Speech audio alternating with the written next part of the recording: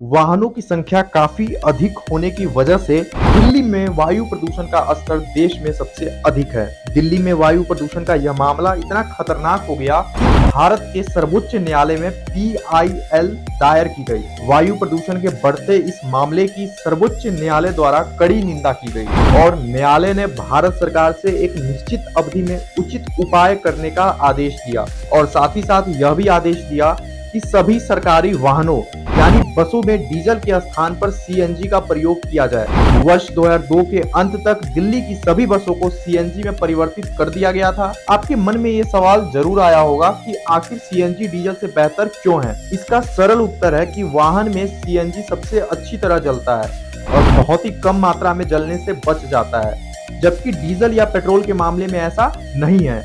इसके अलावा यह पेट्रोल या डीजल से सस्ता भी है। चोर इसकी चोरी नहीं कर सकता और पेट्रोल तथा डीजल की तरह इसे अपमिश्रित नहीं किया जा सकता। CNG में परिवर्तित करने में मुख्य समस्या इसे वितरण स्थल तक ले जाने के लिए पाइपलाइन बिछाने की कठिनाई को लेकर और इसकी आबाधित सप्लाई करने की है। साथ ही साथ दिल्ली में वाहन प्रदूषण को कम करने के जो अन्य उपाय किए गए हैं वे पुरानी गाड़ियां को धीरे धीरे हटा देना, शीशा रहित पेट्रोल और डीजल का प्रयोग, सल्फर युक्त पेट्रोल और डीजल का प्रयोग, वाहनों के लिए कठोर प्रदूषण स्तर लागू करना है और भी कई सारे जो उपाय हैं उनमें मुख्य रूप से ये हैं। भारत सरकार ने एक नई वाहन ईंधन नीति के तहत यहाँ के शहरों में वाहन प्रदूषण को कम करने के लिए मार्गदर्शी सिद्धांत निर्धारित किया है। ईंधन के लिए अधिक कठोर मानक बनाए गए हैं ताकि पेट्रोल और डीजल ईंधनों में धीरे धीरे गंधक और एरोमेटिक की मात्रा कम की जाए। उदाहरण के तौर पर देखें तो यूरो 3 मानक के अनुसार